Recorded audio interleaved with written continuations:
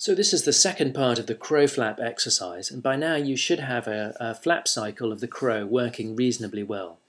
It should be on a 12-frame cycle. There should be nice overlapping action on the wings, overlapping action on the head and the tail, so it feels fluid and pleasant to watch. Now what we're going to do is we're going to import a set. And as you know, there are lots and lots of wonderful free sets available at www.turbosquid.com. I mean, of course, there are many websites, but that's one of my favorites. And what we want to do is import a set which has a bit of a kind of crowish feel to it. And I'm going to suggest that you find something like this. There's a Welsh chapel which you can find by Guernsey 3D. It's free. I mean, actually, there are lots of possible sets you could use, but this is a nice one because we can imagine our crow flying around this building. And also, if you set a low camera angle, you can have all these gravestones in the graveyard at the bottom. You're also going to need to create a ground plane, which you can do very simply by going to create polygons plane and just making your ground plane as big as you need it to be.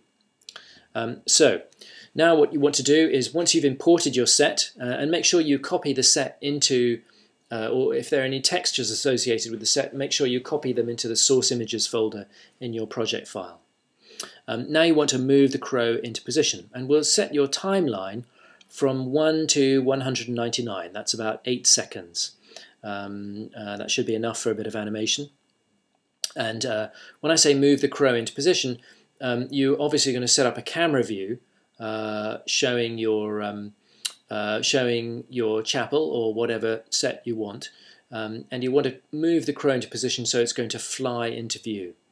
And so you should move it in using the world mover on the crow control, but don't set any keyframes on the world mover.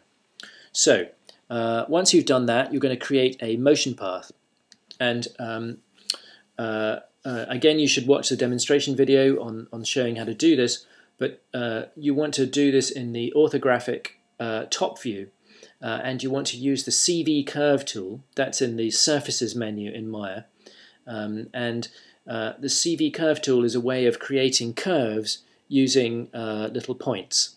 So you're going to create a curve using the CV curve tool, and then you can go into vertex mode, sorry, into CV mode, and adjust the curve so that you've got a curve that represents the kind of thing you're looking to animate.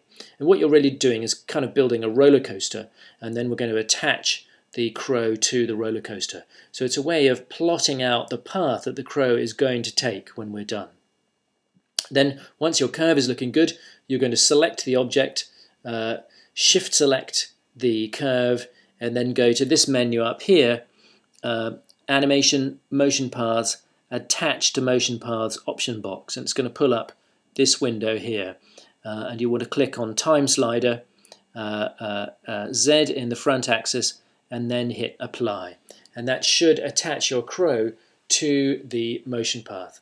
And when you play back the scene in your time slider, you should automatically find that the crow is now flying along the motion path. If you want to adjust the path, you go to Animate, Motion Path, Flow Path Object, and this will make the object bend and deform as it follows the path. And again, watch the demonstration video for more detail on this. Once you've done that, once you've got the crow flying along the path, you can duplicate the path, and you can import new crows. That's why it's so important to have a version of the crow that's just flapping, because we can now re-import that into the shot, and we can have now multiple crows on multiple paths, and you can create an entire flock of crows flapping around your building. So that's the general theory. This is a nice exercise because we can have a lot of fun with this. We can even import audio, you know, cawing noises of crows. You could import spooky music.